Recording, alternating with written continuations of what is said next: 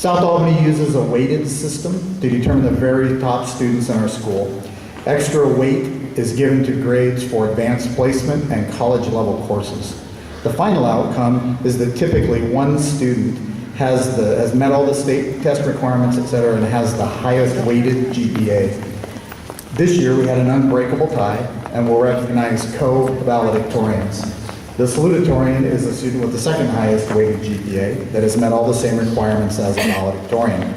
It's now my pleasure to introduce the first of our student speakers for the evening, presenting a selection entitled Of Mice and Men, our first 2016 valedictorian, Miss Stephanie Dobon.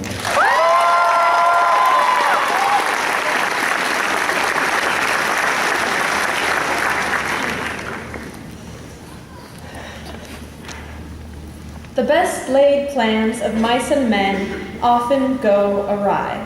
Robert Burns. This line of poetry, written in 1785, has been used in popular culture beginning in 1937 as the title of the controversial novel by John Steinbeck.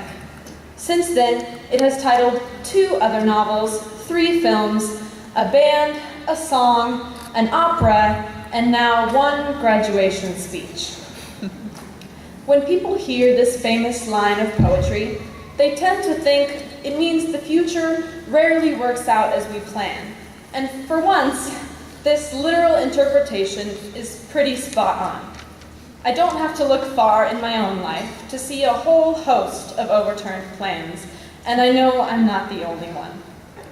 I planned to finish my final season of competitive dance. I planned to return to state in track and field with my 4x4 team. But a broken bone smaller than my pinky ruined all that. Talk about an unexpected and nonsensical accident. I thought my senior year was basically over. I couldn't participate in the activities I loved, and what else was there? But the beautiful thing about life is that it happens. In my case, with my plate cleared of other commitments, I got 1 broken foot in the door with the drama program. I had an amazing experience with some wonderful people in the spring play Done to Death that I wouldn't trade for anything. I got to see the inner workings of the lifetime pursuit that is theater, something I am now likely to be active with in college. By not going to state in track and field, I was actually able to participate in Powder Puff this year. And even though I was hurt, more foiled plans, I have an awesome scar and story to go with it. Shout out to Lauren Hurligan's head. Back to this famous line. It originates in the poem To a Mouse, written, as the story goes, right after the poet overturned the winter den of a mouse with his plow. As the mouse ran away from the wreckage of its carefully built winter home, he was overwhelmed with grief for his furry friend and was compelled to write, plow still in hand. He apologizes, empathizes, and then finishes it off by saying, paraphrased, "You still have it better than me because you only see this moment and cannot feel regret for the past or fear for the future." Doesn't that hit the nail on the head? We, on the cusp of this enormous life transition, making decisions that will shape our entire future, just wish we could be a mouse, even one who just got his house destroyed. At least then, we wouldn't be so darn scared. A logical feeling when the world is heating up uncontrollably. The job market is, we'll go with rough, and Donald Trump is looking good to be the next Republican presidential nominee.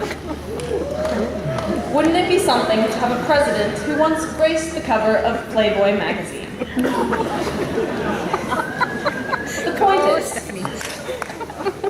The point is, plans don't work out because life happens. New opportunities will arise because life happens. It might not be today, it might not be this year, it might not be this decade, but life will happen, for better and for worse. Not if, but when plans go awry, just like Burns wrote way back in 1785, life will always work out. Unlike what Burns wrote, I don't see the point in fearing the future. It works out. The world keeps spinning and we can't stop it. There are few constants in this world, and don't try to make your life one of them. It's not supposed to be. It probably won't go according to plan, but that doesn't mean it isn't going to be worth living. Thank you.